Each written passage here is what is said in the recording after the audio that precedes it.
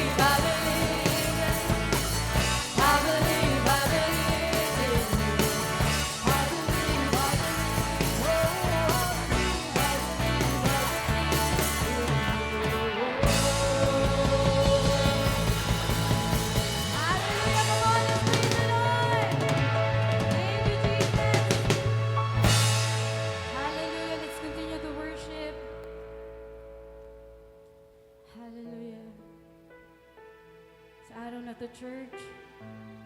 Let's open our hearts. Sabihin natin sa Panginoong Diyos. Masabik tayo sa Kanyang presensya.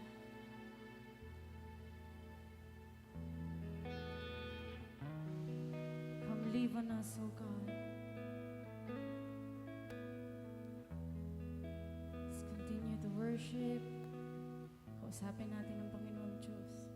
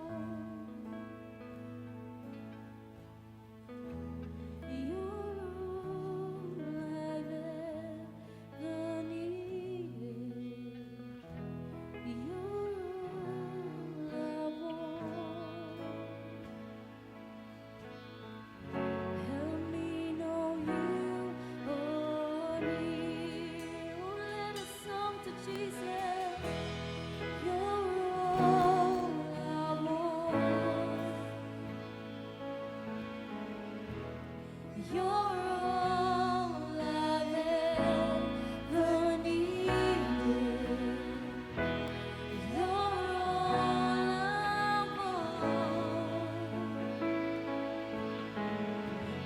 me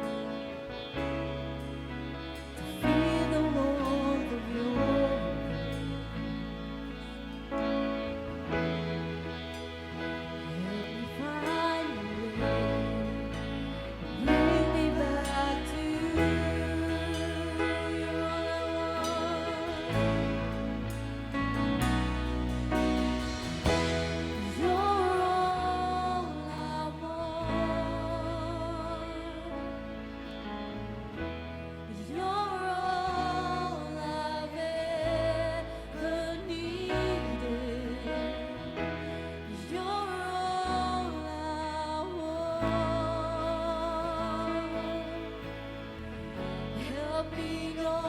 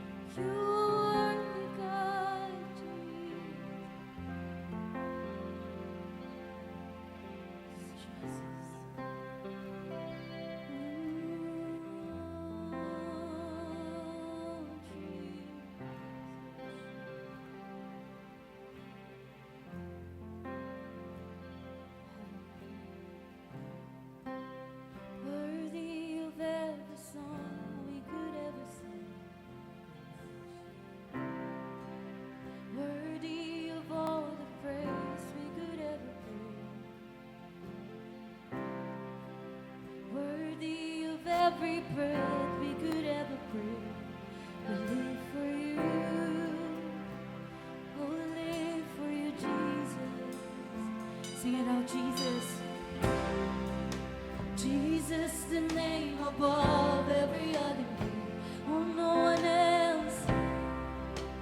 Jesus, the only one who could ever save. Worthy of every breath we could ever breathe. We live for you. Oh, we live for you.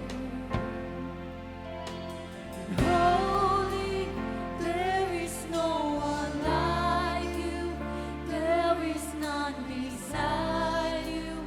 Open up my eyes in wonder.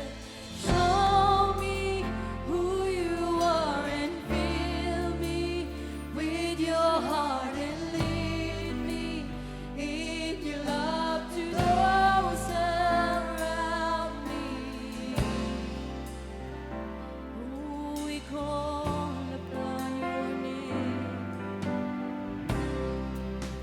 Jesus, the name above every other name.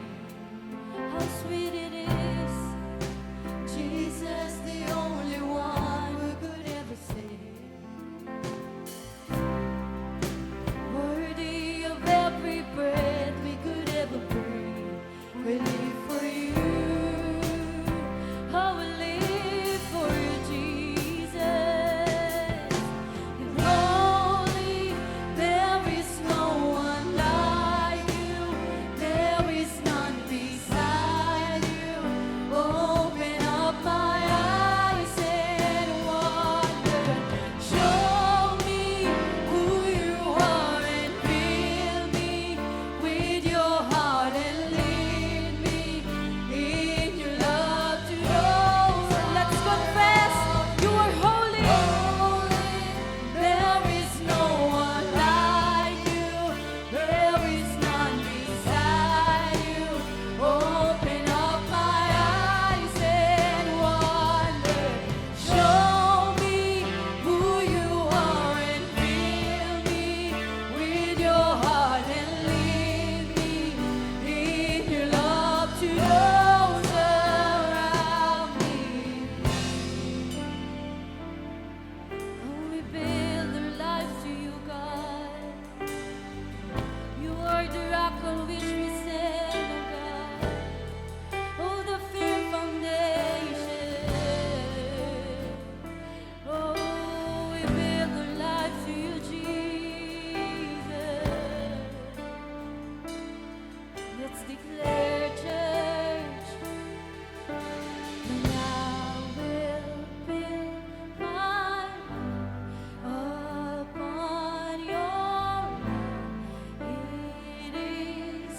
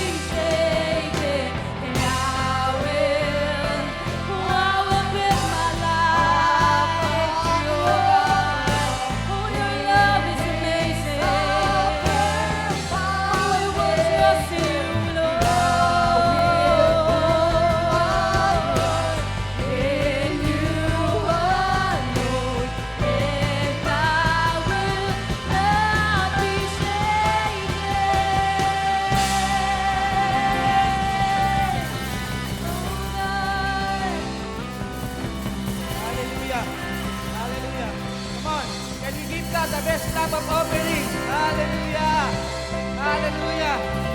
Hallelujah! Our God deserves our highest praise. Our God deserves our worship. Come on, minsan pa pwede bang bigyan natin ng pinakamalakas na palakpakan natin. Hallelujah! Hallelujah! Hallelujah! Dakilang Diyos, truly, you are worthy of every song that we could ever sing. Truly, Lord, that you are worthy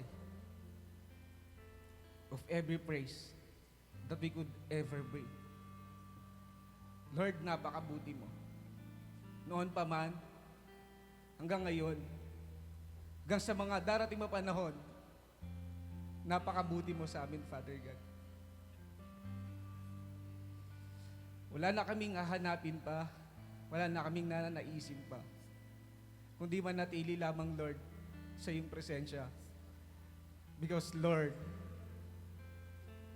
you're the only one we want. You're the only one we've ever needed, Father God. That's why, Lord, we keep on praying na gusto talaga namin mag-build ng life na ang foundation na ikaw.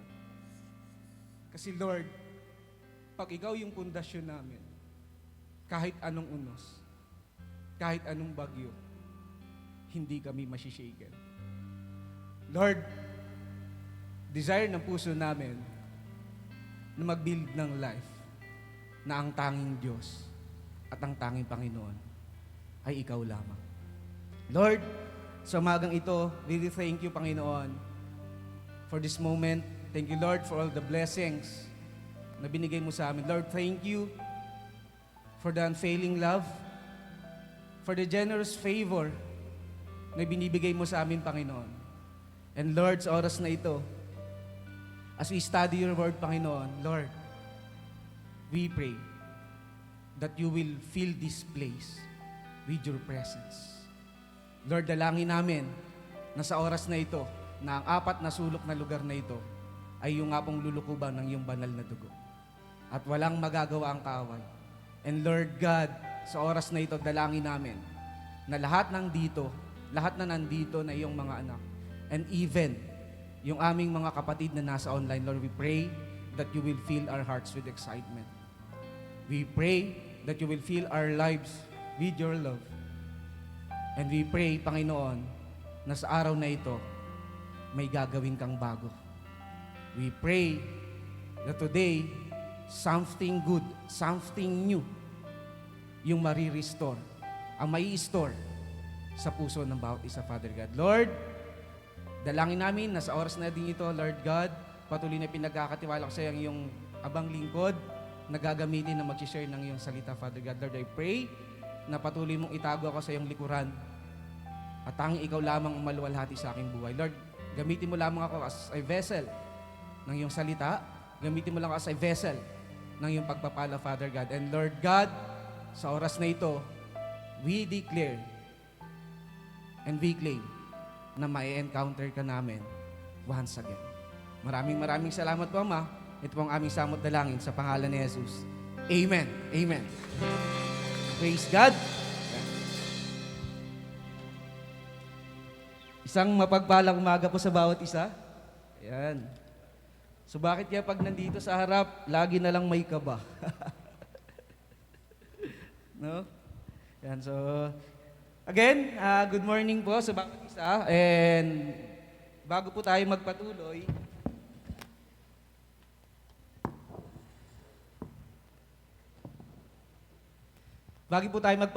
nais ko lamang magpasalamat, of course, sa Panginoon kasi grabe yung ginawa niya this week. No?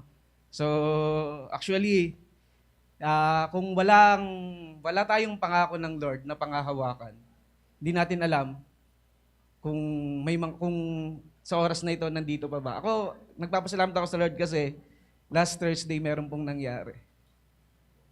And yung nangyari, nagpapasalamat ako sa Lord kasi Grabe yung ginawa niya talaga noong Thursday.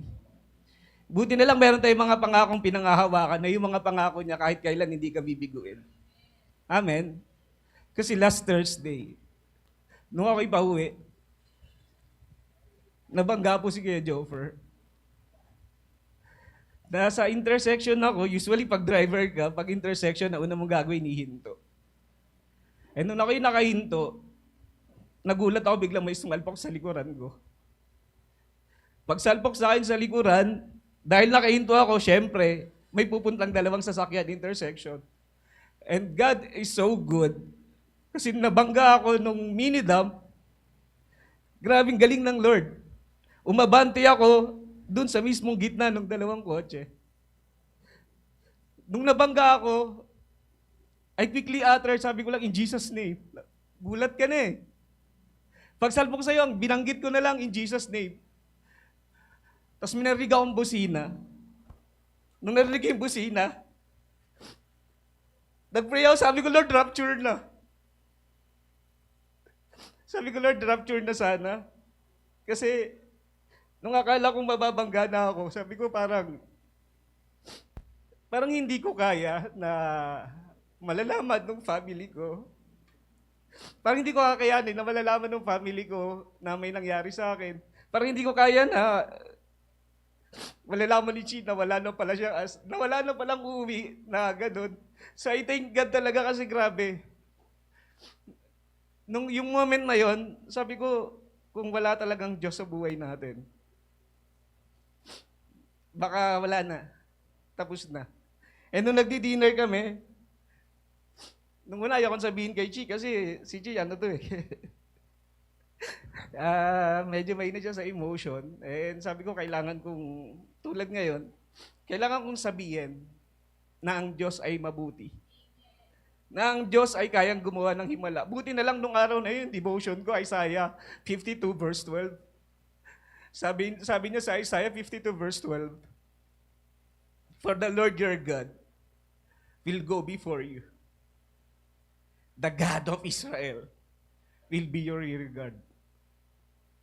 Nung nabangga ako ng mini dump, grabe, doon ko napatunayan na ang salita ng Diyos totoo, rear guard. Alam niyo po ba yung motor ko walang damage? Only the impact.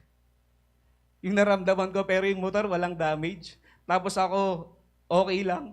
Kaya nung sinasabi ko kila Ate Chi, nung kumakain kami, kaharap si Lala, sabi ko, alam mo ha, napakabuti ng Diyos. Kung hindi tayo nagpipray, kung hindi tayo nag-aaral ng salita niya, baka wala na tayong pinangahawakan pa. Sabi ko kasi nabangga ako kanina. So nagulat siya. Tapos si Lala umiyak na. Sabi ko kay Lala, bakit ka umiiyak? Sabi niya, kasi Daddy, akala ko, nung na-aksidente ka, mawawala na ako ng Daddy. Sabi ko, hindi. Alam niyo po sa nangyari, na-realize ko, and it's a wake-up call for me na, alam mo anak, hindi pa tapos. May responsibilidad ka pa, meron pang magandang plano na gagawin ako sa'yo. And I thank God. Kasi, nandito ako ngayon sa inyong harapan. Amen. Pwede bang palakpakan natin ang Lord? Napakabuti lang talaga ng Lord. And sobrang na-appreciate ko yung pag-iyak ni Lala. Sabi ko nga sa kanya, gusto mong Jollibee? Kasi si Kuya Joffer madaling mauto eh. Hindi. Si Kuya Joffer mabilis maka-appreciate ng love eh. And yan, salamat sa Lord. Alam ko, bawat isa sa atin may kanya-kanyang kwento, may kanya-kanyang patotoo. Pero isa lang masasabi ko, pag na kay Kristo ka, lagi tayong secured. Amen? Pwede bang palakpakan natin ng Lord? Praise God. So tayo po ngayon ay tutuloy na sa atin pong pag-uusapan at tayo ay nasa tema pa rin. Yan. So ang tema po natin, nandun pa rin tayo, hindi na ilagay ni ate. Ayan, so ito po yung ating team, Faithful with People, Stewardship of Relationships. So first na pinag-usapan natin, na-share sa atin ni Pastor Dong, loving others well. And second, kay Pastor Erwin, stewarding family. And Today, ang ating mong pag-uusapan ay patungkol sa sharpening each other or stewarding friendships. Malinaw po sa atin, no? Batid natin that everything that we have belongs to God. Amen. Lahat na meron tayo, yung time natin, yung treasure natin, yung talent natin, and even yung relationship na meron tayo belongs to God. And we are just stewards. And speaking of stewards, pag steward ka, dapat may ginagawa ka. Amen. Walang steward na maghapon lang nakatunganga. Walang steward na maghapon lang nahihintayin yung master niya nang wala siyang ginagawa. Parang simple analogy. Kung bawat isa sa atin, kung tayo isang, let's say, we are caretakers of a mansion, and yung master natin naalis, ang sasabihin niya sa atin, naalis muna ako, bahala ka na sa mansion. So ano yung gagawin natin? Tutunganga lang ba tayo? Of course not. May gagawin tayo. Maybe some of us maglilinis ng garden. Some of us maglilinis ng mansion. Talagang hindi pwedeng wala kang gagawin. Kasi pag wala kang ginawa, hindi mo mapiplease yung master mo. And one reason why God created us is to give Him pleasure. So kaya dapat, bilang steward, meron tayong gagawin. Sabihin mo nga sa katabi mo, may gagawin tayo. At ang isa sa gagawin natin, yung pag-aaralan natin ngayon, sharpening others. Sharpening others. Meron pong isang kabataan na sobrang laki ng katawan. No. Meron isang kabataan na sobrang laki ng katawan. Ang trabaho nila ay pagtutroso. No. Itong kabataan na to, challenge siya yung isang veterano. And sabi niya dun sa isang veterano, syempre dahil veterano, ibig sabihin medyo may katandaan na dun sa field ng pagtutroso. No? Eksperyensado na. Sabi nitong kabataan, Tay, gusto ko sa araw na ito, magparamihan tayo ng matutumbang puno or matutumbang troso. So, syempre, itong veterano, sabi, sige. So, bago lang itong kabataan sa trabaho pero, ang laki ng katawan. And then, nag-go na sila sa trabaho, talagang batak na batak sa pagtatrabaho yung kabataan. Putol dito, putol doon. After niya makatatlo, silip siya doon kay tatay. Pag silip niya, nakita niya si tatay, nakaupo lang. Nakatalikod sa kanya, nakaupo lang. Nangingiti itong kabataan. Wala na. Matanda na si tatay. Yung dating veterano, mahina na. So, ganun yung nasa isip ng kabataan ito. Balik siya sa field niya, putol ulit siya. After niya makaputol ulit ng 3, sinilip niya ulit si tatay.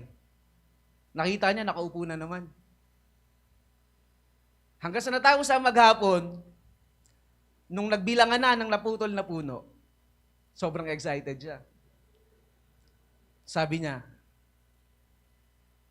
Tay, nakasyam na puno ako. Tinanong niya si tatay, Tay, kayo nakailan? Sabi nung tatay, naka-15 lang naman ako. Nagulat yung kabataan. Tinanong niya ngayon si tatay, ha? Pag tinitingnan kita tuwing nagpapahinga ako, nakaupo ka lang. Paano nangyari na naka-15 ka, Tay? Anong sabi nung tatay? Akala niyo ba nagpapahinga ako? Akala mo ba nagpapahinga lang ako? Every time na nakikita mo ako na nakaupo, naghahasa ako. Hinahasa niya pala yung palakol niya. Hinahasa niya pala yung itak niya. Kaya nangyari, mas marami siya naputol kaysa doon sa kabataan na yun. So kung ating babalikan yung kwento, napaka-importante ng pagsha-sharpening. May malaking impact yon. So pag nagsha-sharpen po tayo, mas malaki yung na-accomplish natin, mas marami tayong natatapos, at hindi tayo nadadaig ng mga challenge sa atin. And being a steward, kailangan natin mag-sharpen. Kaya ang pag-uusapan po natin ngayon, sharpening each other is stewarding friendship. Sabi po sa Proverbs 27 verse 17, as iron sharpens iron, so one person sharpens another. Sabi po sa Tagalog, ang bakal ay nagpapatalas sa bakal at ang tao ay nagpapatalas sa isa pang tao. Ang Diyos po ang magpapala sa pagbabasa ng kanyang buhay, banal at makapangyarihang salita. So in this verse po, in Proverbs 27 verse 17, meron pong dalawang, kung pag-aaral natin yung context, it contains, tingnan natin. So it contains a metaphor and explains a metaphor. So una, as iron sharpens iron. So it is a metaphor. And second dyan, second half ng verse na yan, so one person sharpens another. So it explains the metaphor. So when creating a metal blade, so familiar tayo, pag kine-create yung, let's say yung kutsilyo,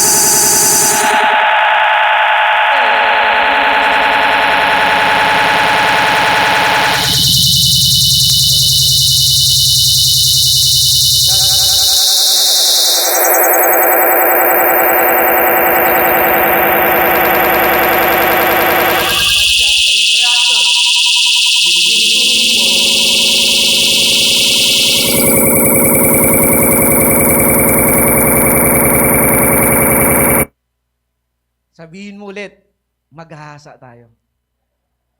Kailangan natin maghasa. Kailangan natin nasain yung family natin. Kailangan natin nasain yung kapatid natin. Kailangan natin hasain yung mga kaibigan natin. So dito po sa Proverbs 27 verse 17, so pinapakita lang na ang design ng Diyos sa tao ay hindi para maging mag-isa or hindi para mapag-isa.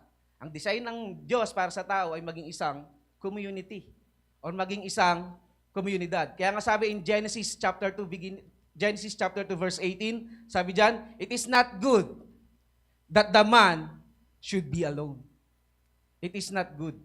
Kailangan natin ang ating kapwa. Kailangan natin yung pastor natin, kailangan natin yung brother natin, kailangan natin yung kapatid natin, kailangan natin yung kaibigan natin para ma-sharpen tayo. And during the early church, naranasan ng early church yung paglago. Why? Because they served together. Naranasan ng early church yung paglago because they worship together. They pray together. They fast together. So kung tayo ay nagtutulungan at hindi natin hinahayaan na yung bawat kapatiran natin o ating kaibigan ay nananatiling dal, mararanasan natin yung tunay na paglago. So, ang paghahasa ay nagmamatter po talaga. And sabi pa dito, kaya nga mainam, no? Mainam na may relationship tayo. Relationship na may accountability. Hindi basta relationship. Kailangan may accountability. And alam niyo po kapatid, mahirap lumago na nagsosolo ka. Do you believe on that? Mahirap magpalalim nang nag-iisa ka lang. Kasi sabi nga, ang strength ng temptation is in isolation. Hindi ba napapansin? Minsan pag nag-iisa tayo, doon tayo mas mabilis magapi ng kaaway. Pag nag-iisa tayo, doon tayo mabilis matukso. Pero kapag grupo tayo, no? May kapwa tayo, may kabakal tayo na nagsha-sharpen sa atin. Mas na-encourage tayo, nare-remind tayo, mas tumataas yung faith natin. Kaya pag mag-isa ka lang at walang accountability partner, it's hard to grow. Kapag isolated ka, ina-isolate mo yung sarili mo, mabilis kang maging mapurol. And lahat tayo dito ayaw natin maging mapurol. Amen. Amen. Amen. Kaya lahat tayo, kaya nga lagi nating ine-encourage, no, mga pastor natin, ine-encourage na talagang dumalo tayo ng mga gawain. Dumalo tayo ng mga prayer and fasting, dumalo tayo ng mga special gatherings kasi sa pamamagitan ng mga ganong events, makakasa tayo. Amen. Kaya napaka-importante po niyan. So, as an introduction, ayan, the gift of friendship. Ang pagkakaibigan ay regalo galing sa Diyos. Amen. The gift of friendship. Sabi diyan, God gives us friends as part of His stewardship in our lives. So God gives us friends not just for companionship, but as part of His stewardship in our lives. So ibinigay ng Lord yung mga kaibigan natin, yung katabi mo, hindi lang para makasama mo. Binigay yan ng Lord kasi meron siya magandang plano. Yung friends na meron tayo, those are gifts na galing sa Lord. Yung friend na meron ka ngayon, those are blessings. And sabi ni Pastor June, every blessing na meron tayo, dapat itinitreat natin siya not just a blessing, but a responsibility. Kaya yung friend natin, responsibilidad natin yan. Tingnan mo ulit yung katabi mo. May responsibility pala ako sa'yo. Amen? May responsibility pala tayo sa bawat isa. And friendship is a responsibility to steward well. Kailangan yung friendship, kailangan i-steward well natin yan. Kailangan, we are called, no? We are called to care for, to guide, and to strengthen yung mga kapwa natin mananampalataya sa Panginoon. Sabi pa, friendships are not just social connections. They shape our character, decisions, and faith. So it involves building relationships that encourage faith, strengthen character, and inspire each other. So friendships have a powerful influence. So pinapakita nito, so meron tayong influence. Yung kaibigan mo, nagmamatter yan. Kasi yung kaibigan na nakakasama natin, there's a possibility, or actually may possibility talaga na magkaroon ng impact sa buhay natin. The way we talk, the way we value as something, nag-i-impact po yan. Kaya merong nagagampanan yung kaibigan natin, and even ikaw, meron kang malaking gampanin, meron kang malaking gagawin sa kaibigan na meron ka. And third, sabi dyan, stewardship of friendship means investing time, care, and wisdom into the people God places in our lives. So friendship should be valued and stewarded wisely because right relationships can shape us into better follower of Christ. So nagmamatter yung pag-i-steward natin sa kaibigan natin. Kasi, and at the same time, ang bilang katiwala ng Panginoon, no, dun sa relasyon na meron tayo sa kaibigan natin, hindi lang tayo basta katiwala. Sabi ko nga, lagi kong sinasabi, meron tayong gagawin. And isa sa gagawin natin, we need to invest our time. Di ba? Nagiging close mo yung isang tao every time na mas lalong kapag nakakasama mo siya na mas matagal. Amen. Mas lalong nadidevelop yung relationship nyo, mas lalong tumataas yung level of connections nyo every time na nag-uusap kayo na mas matagal, nagkakasama kayo na mas matagal. And part of stewardship of relationships sa friends na meron tayo, kailangan mag-invest tayo ng oras. Hindi pwede yung hahayaan na lang natin sila. Kailangan natin mag-invest ng time. Kailangan natin silang alagaan. And most especially, kailangan dapat mag-share tayo ng wisdom. At lalong higit, sa mga kaibigan natin, dapat laging ang pinag-uusapan natin ay si Kristo. Kasi minsan, no, nag-i-invest tayo ng time sa friends natin. Pero at the end of the day, parang wala kayong natututunan. Bakit kaya? Siguro kasi kaya wala kayong natutunan. Sabi, kapag the more na lagi mo nakakasama yung kaibigan mo, di ba? The more na nagkakaroon kayo ng frictions about isa, the more na na-encourage ka, the more na develop ka. Pero minsan may mga pagkakataon na kahit maghapon kayo magkasama, bakit parang hindi ka na-strengthen? Siguro isa sa reason. Kasi ang pinag-uusapan nyo ay baka yung classmate nyo. Yung pinag-uusapan nyo ay yung kaibigan nyo. At nakakalimutan yung pag-usapan, si Kristo. Kasi pag si Kristo yung pinag-uusapan nyo, kahit biro, magiging seryoso ka. Amen? Kahit nagbibiroan kayo, pag si Kristo na yung pinag-usapan nyo at ang salita niya, magiging seryoso ka. Kasi alam ninyo at alam natin na kapag salita na ng Diyos ang pinag-uusapan at si Kristo na ang pinag-uusapan, merong kapakinabangan. Amen. Pag si Jesus na ang pinag-uusapan, magbe-benefit ang lahat. Amen? Sa isang illustration, isipin niyo merong dalawang lapis. No? At yung dalawang lapis, let's say yung isa hindi mo ginagamit. Isa lang ang ginagamit mo. Isa lang yung tinatasahan mo. Ano mangyayari sa lapis? Yung isang lapis na tinabi mo, mangyayari, magiging dull. Pupurol. And in the end, hindi na magiging useful. So, lesson sa atin dito, friends sharpen and strengthen one another when they walk together in love and truth. So, masya-sharpen natin yung kaibigan natin if we walk together with them in love and in truth. And second point natin, friends help us grow.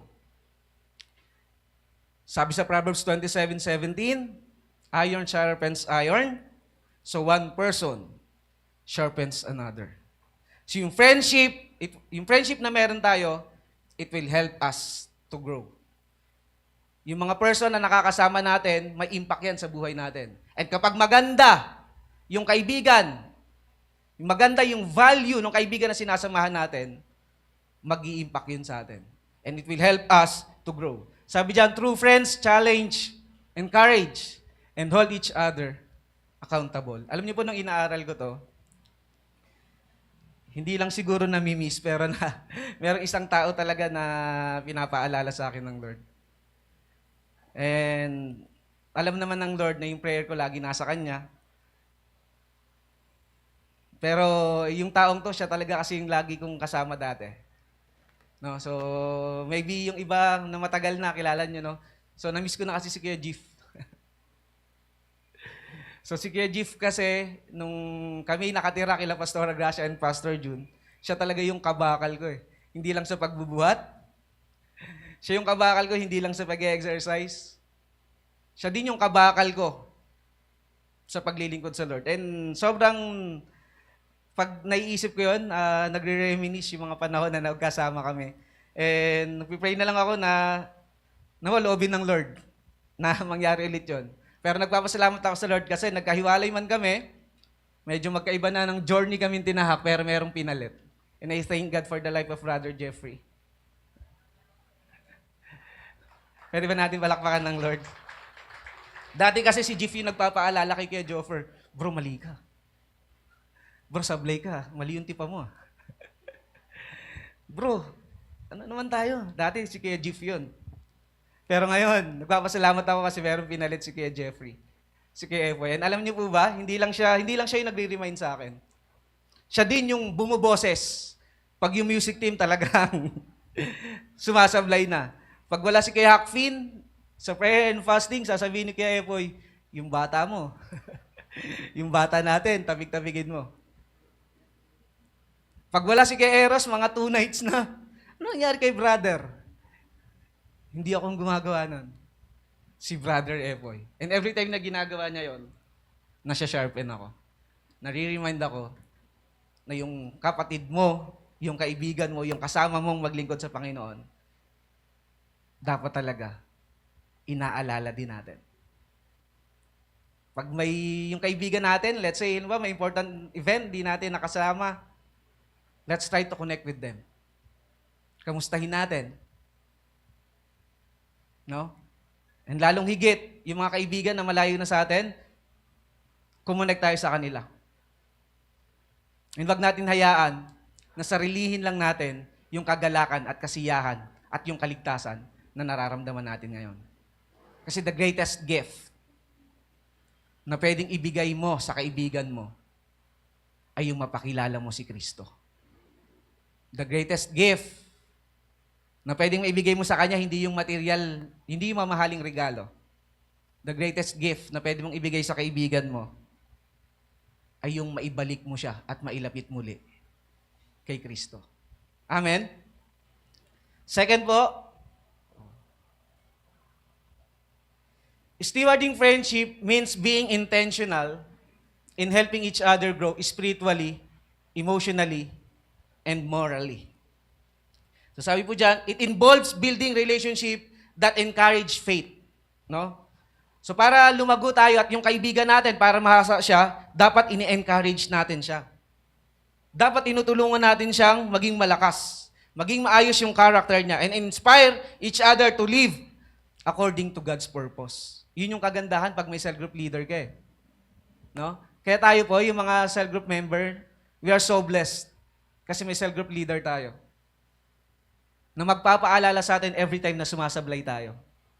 Meron tayong cell group leader na mag-encourage sa atin every time na we are facing struggles in life. No?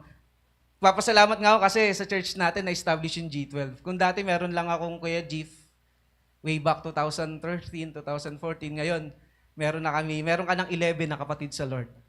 Meron ka ng may Zaski, may Jeffrey, may Hakfin, may Brother Eros, na talagang magiging kabakal mo, na magiging katuwang mo para manatili kang matalas at hindi ka maging mapurol. Third, a good friend reflects God's love by pointing out blind spot gently and lovingly. Yung tunay na kaibigan, no, hindi yan natatakot na i-correct. Kung tunay kang kaibigan, pag nakita mo nagkamali yung friend mo, tapikin mo. Pero tapikin mo siya, you have to speak with him or with her ng katotohanan and of course with grace. Wag naman yung tinapik mo nga, kinondem mo naman. Mali ka, very wrong. Kinondem mo naman. So pag may kaibigan ka at nakita mong sumablay siya, pwede mong tapikin ng dahan-dahan. Bro, medyo sablay tayo eh. So ganito dapat. So wag tayong mahiya. Wag tayong mahiyang mag-correct. Wag tayong mahiyang sabihin ang totoo because the truth will set us free. Amen. Amen. Ang tunay na kaibigan, hindi lang lagi mabubulaklak na salita ang sinasabi. No? Hindi yung lagi minupuri, ang ganda-ganda mo ngayon. Ang ganda ng combination ng color mo ngayon. Yung pala, tinatawanan na ng iba, oh. Dati, ganun po si Kuya Joffrey.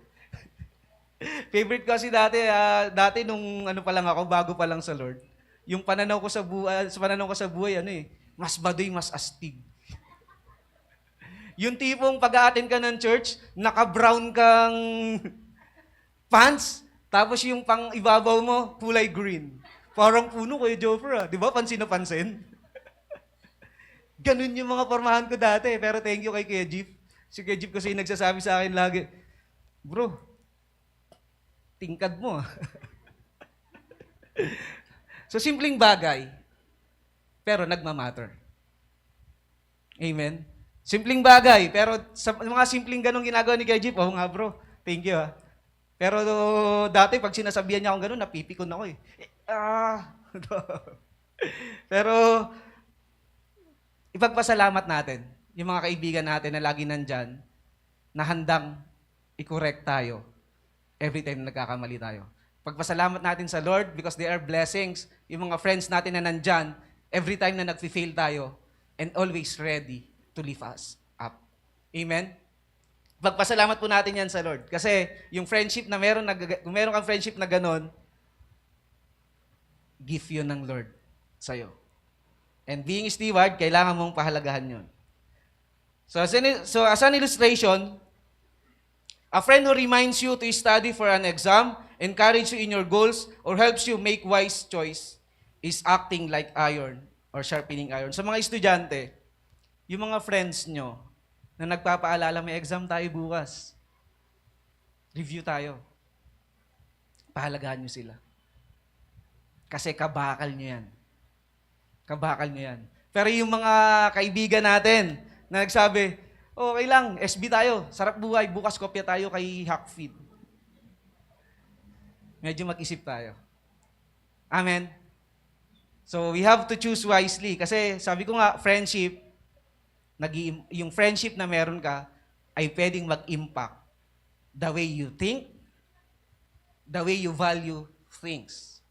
Kaya napahimot natin. Number 3, mabilis lang po kasi talaga to eh. Sabi ko nga kay Ate Chi, sobrang bilis lang ng topic eh.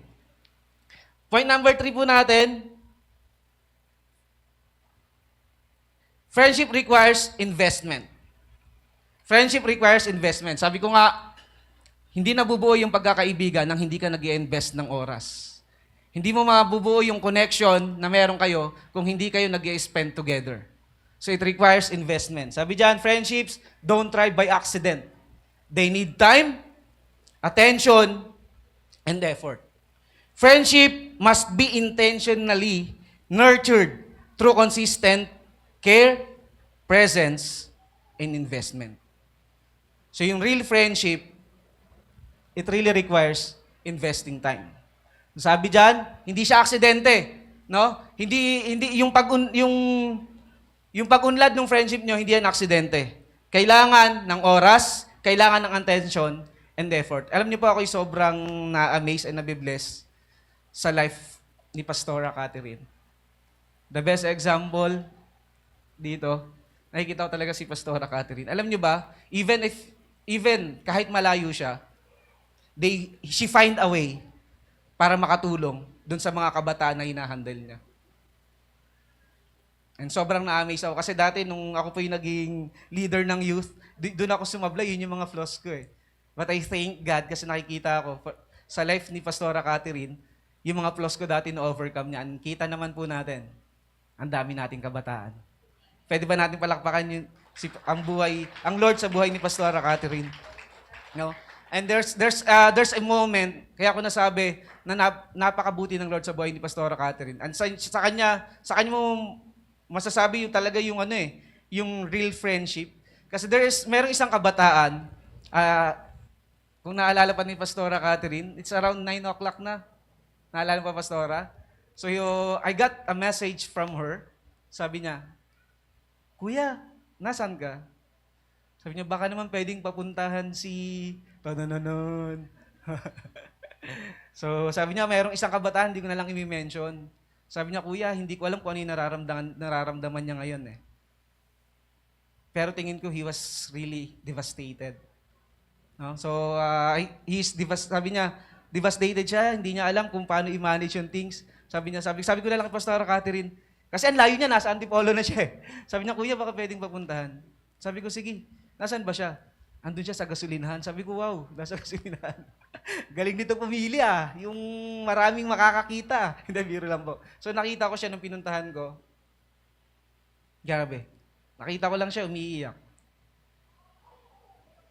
Tapos naiyak na rin ako. Hindi po. So nakita ko siya, sabi ko, uy kapatid, anong problema? So meron daw battle sa isip niya na hindi niya rin ma-clarify kung ano. Basta feeling niya, broken siya. Feeling niya, sobrang nasasaktan siya. Feeling niya parang yung mga bagay na gusto niya hindi na mangyayari. And feeling niya yung mga pains na naranasan niya dati, minumulto siya. Minumulto na ako na. So, minumulto siya. And sabi ko, ganun ba? So, nag-usap kami. And I thank God, after namin mag-usap, nabago yung perspective ng batang yon.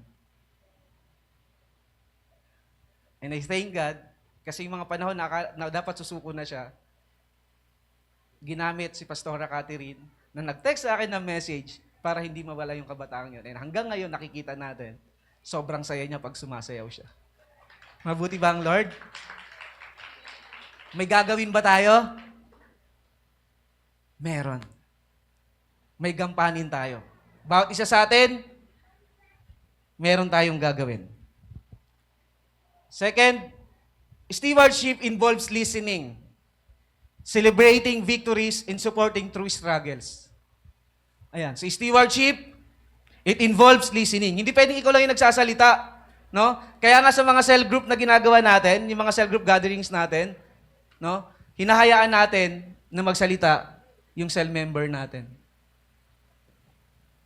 Kasi kapag marunong tayo makinig, nararamdaman ng kausap natin na na-appreciate natin sila. And dapat, no, sa friendship, dapat yung real friendship, hindi ka lang nandyan pag may victory siyang nararanasan. Na kapag may problema na siya, bahala ka na dyan. Kaya mo na yan, malaki ka na eh. top 1 ka pa nga sa school eh. So hindi. Dapat even in his darkest moment, nandun tayo. Pag meron siyang toughest battle, dapat mas nandun tayo.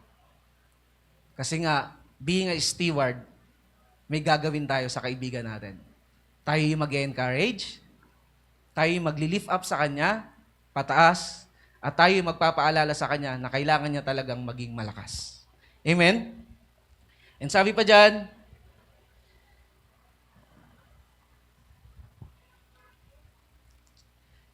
it means being present in both joyful and difficult seasons. Consistently.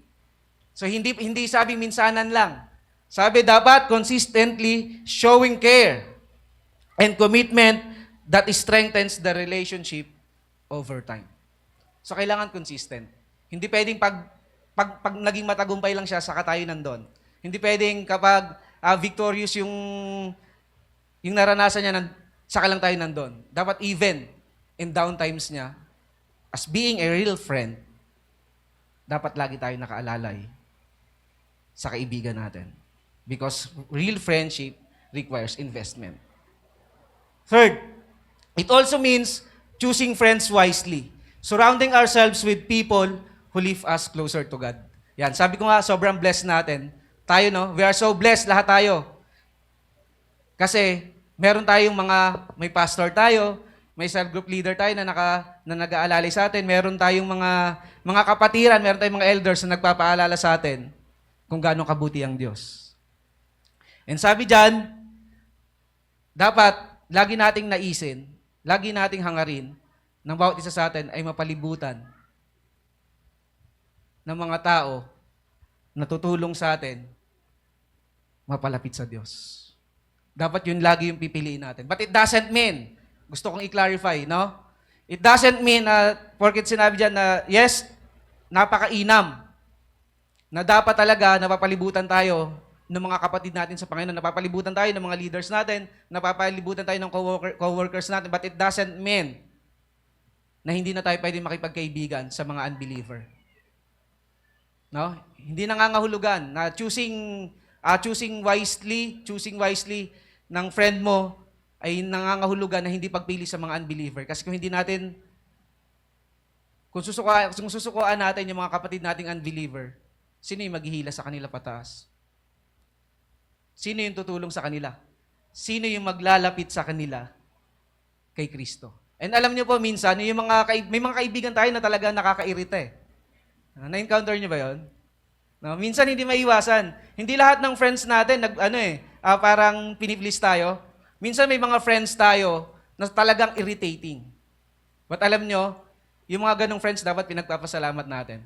Kasi even if they are irritating, minsan yung friends natin na irritating ay irrigating. Alam niyo ba yun? Kasi minsan yung mga friends natin na nakaiirita, yung pala yung nakakatulong sa atin para mas lalo tayong umunlad. Like for example, simple illustration, nagpipray ka, Lord, give me patience. Lord, pahabain mo pa yung pasensya ko. Lumabas ka lang ng bahay, yung kapitbahay mo, pinag-uusapan ka. Nakakairita sa una. Pero, irrigating. Kasi nag-pray ka, nahabaan yung pasensya mo eh. And through that, hahaba yung pasensya mo, Lord, dito pala yung prayer ko. Lord, thank you kasi pinag-uusapan nila ako. Lord, thank you kasi pinagchisismisan nila ako. Friends mo yun, pero pinagchisismisan ka. Di ba? Pero hindi lahat ng friends. No? Hindi lahat ng friends ay ipiplease ka. Yung iba talaga, maiirita ka. Pero, sabi ko nga, hindi nangangahulugan na pagpili ng friends ay dapat, yes, it's good, it's the best, na nasusurround tayo ng mga kapatid natin na mananampalataya, but it doesn't mean na pababayaan na natin yung mga kaibigan natin na hindi naniniwala kay Kristo. Kasi again, the best gift na pwede mong maibigay sa kanila ay mailapit sila kay Kristo. Amen? And para magkaroon tayo ng investment sa mga friends natin, sometimes we need a regular hangouts. So magkaroon kayo ng regular hangouts, honest conversations, and shared activities para magkaroon, para ma-strengthen yung bond at ma-build yung trust ninyo sa isa't isa. Kasi hindi naman ma-strengthen yung bond, hindi rin naman mabibuild yung trust kung hindi kayo nag-i-invest ng time sa isa't isa. Amen. Hindi tataas yung connection nyo kung hindi kayo nag-uusap. Feeling ko close kami nun, pero last year pa kami nagkausap eh. Walang ganon. No, kailangan mag-invest tayo ng time. Yan. Fourth, medyo malapit na ako matapos, parang magtataas na si Pastora Catherine. Yan. So number 4, mutual benefit in friendship. Iron sharpens iron. It's a two-way process. So stewarding friendship have mutual benefits. Ito yung kagandahan. No? Akala natin, yung naghahasa lang yung nagbe-benefit. Hindi. Even yung naghahasa, akala natin yung hinahasa rather. Akala natin hinahasa lang yung nagbe-benefit, hindi. Even yung naghahasa ay nagbe-benefit din. Kasi stewarding friendship have mutual benefits. Parang ganito lang po yan. Akala natin yung mga pastor lang, yung nagiging dahilan para i-bless tayo, hindi natin alam, maging tayo ay nagiging dahilan rin para ma-bless yung pastor natin. Simple illustration, no? Yung magpatotoo ka lang sa harap dito kung gaano kabuti ang Diyos, even pastor natin nabibless po doon. Kasi nakikita nila na talagang kumikilos ang Diyos sa buhay natin. So merong mutual benefits. And hindi lang yan. So mayroon ding mutual edification. No? May mutual edification.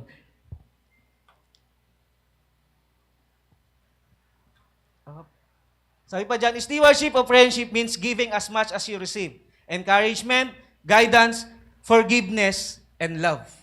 So parang sa giving, no? Alam niyo mas mabilis lumago yung church kung yung bawat isa sa atin, yung member, ang desire natin mas magbigay kaysa sa tumanggap. Amen? Kung yung ginagawa natin, mas gusto natin yung nagbibigay kaysa tumanggap, mas mabilis lalago yung church natin. Baka in 2 weeks time, air condition na yung... Amen? No? Kung lahat tayo nagdi-decide, kung ganun yung mindset natin, na it's better to give than to receive. Yung mga pinagpipray natin, baka yung mga pinagpipray natin na mabalikan yung infanta, no? Not just in terms of financial, lalo na yung bawat isa sa atin, wala tayo willing magbigay ng commitment natin, baka yung infanta mabalikan kaagad natin. Baka yung tanay masimulan agad natin. Amen? Kung lahat tayo willing to give. Parang sa friends natin, no? Kung willing tayo, dapat yung totoong kaibigan, hindi yan nagnanais na parang yung binibigay niya sa kaibigan niya ay may balik din sa kanya kaagad. No, mas mapalad tayo kung meron tayong mga kaibigan na ang desire lang ay makatulong sa atin kahit walang kapalit. Amen? Third, true friends grow together. True friends grow together, making each other stronger and wiser in faith and life.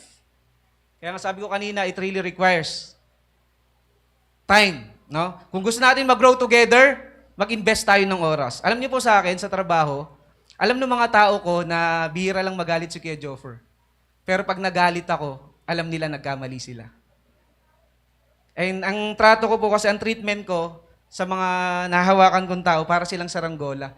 Dapat ganun din yung trato natin sa mga kaibigan natin eh. Alam niyo yung saranggola? Saranggola, pag nagpalipad ka ng saranggola, hindi mo pwedeng iwan yan. Kailangan ng attention yan. Kailangan niya ng care. Kasi bakit? Kailangan mo siyang obserbahan kung lilipad na siya ng mas mataas o lilipa o pabagsak na siya.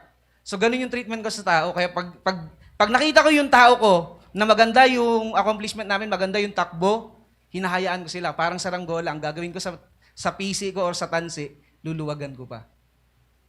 Kasi, para mas lalo pang tumaas yung lipad nila.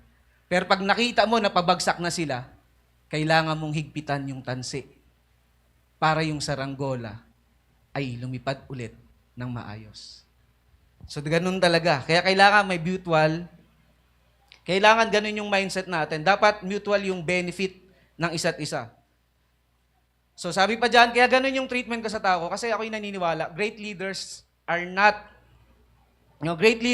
measured by position, but by the lives they influence. Dapat ganun yung stand natin sa kaibigan natin, no? Hindi importante kung sobrang dami mong kaibigan, no? Hindi importante kung sobra sa kamay mo yung dami mo ng kaibigan. Kung hindi naman wala ka namang impact sa buhay nila, useless lang din. So kailangan may influence tayo. Dapat nag-i-impact yung buhay natin. And mag-i-impact talaga yan kung araw-araw ipinapakita natin na meron tayong Diyos na buhay na siyang nagligtas sa atin. Amen? Last. So last po natin, practical takeaways. Nag-times up na kasi si Pastor Rakat eh. Na-rattle ko. Ayan. So practical takeaways po natin. First, we need to be intentional. No? Stewarding friendships, kailangan intentional. Check in on friends regularly. Not just when convenient. Yung sabi ko kanina, no? Dapat sine-check natin yung friends natin, hindi lang pag convenient tayo. Hindi lang pag maluwag yung oras natin. We have to check on them. Kasi hindi natin alam kung ano yung nararamdaman nila. Sa bawat oras na nag-iisa sila. And again, sabi natin kanina, no? Tumataas yung temptation every time na ina-isolate nila yung sarili nila. So kailangan, parang mga cell group leader natin, no? Hindi ka lang umattend. I-remind ka na, oy, kapatid, kamusta ka? So dapat ganun din tayo sa friends natin. And gawin natin tong intentional. Hindi lang pag-trip natin, hindi lang pag gusto natin, hindi lang pag good mood tayo. Pag sinabing intentional, kahit ano yung nararamdaman natin, aalalahanin natin yung kaibigan natin. Next, encourage and challenge. Speak truth and love, not criticism or gossip.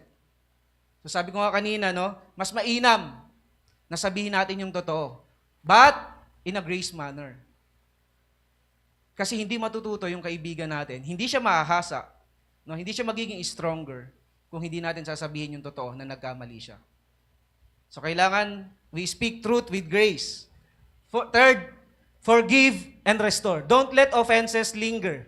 Protect the friendship. Sa pagkakaibigan, hindi maiwasan na nagkakatampuhan. Amen. No? Hindi naiiwasan na nagkakatampuhan. Even nga tayo mga magkakapatid sa Panginoon eh. Minsan nagkakatampuhan tayo. But the good thing, hindi tayo nag-aaway.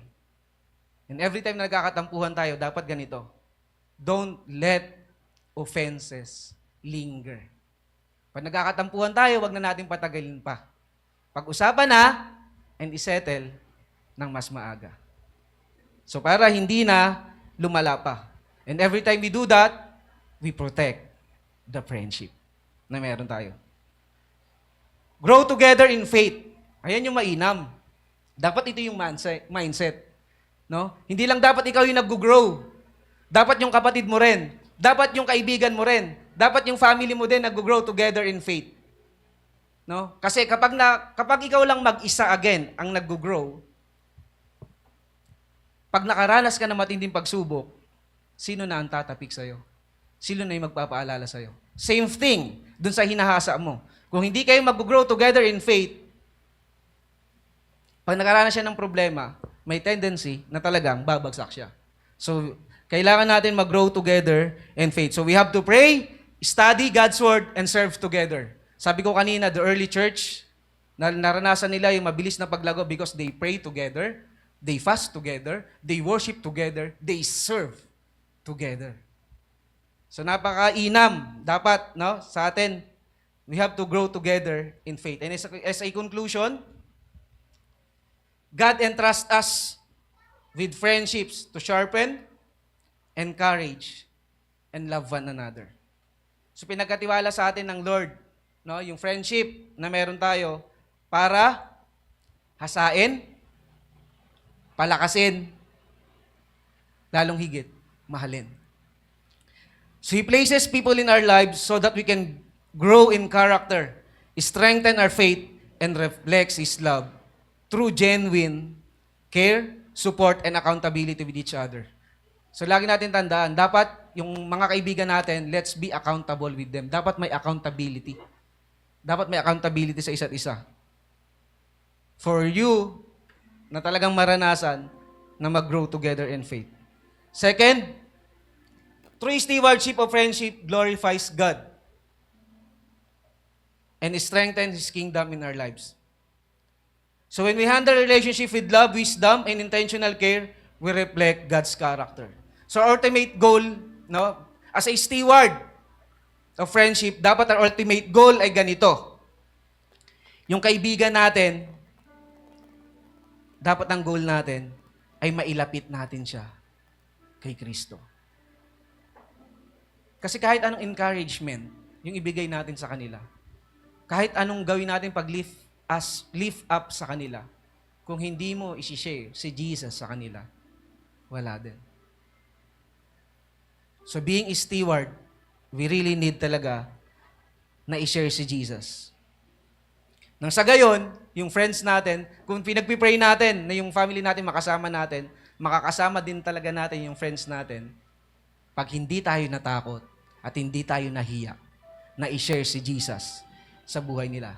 And again, gusto kong i-reiterate, the greatest gift na pwede mong maibigay sa friend mo ay yung ipakilala mo si Kristo. At wag mong ipagdamot sa kanila yung kagalakan, yung kaligtasan na nararanasan mo ngayon. Alam niyo po yung iba, natatakot silang mag-share.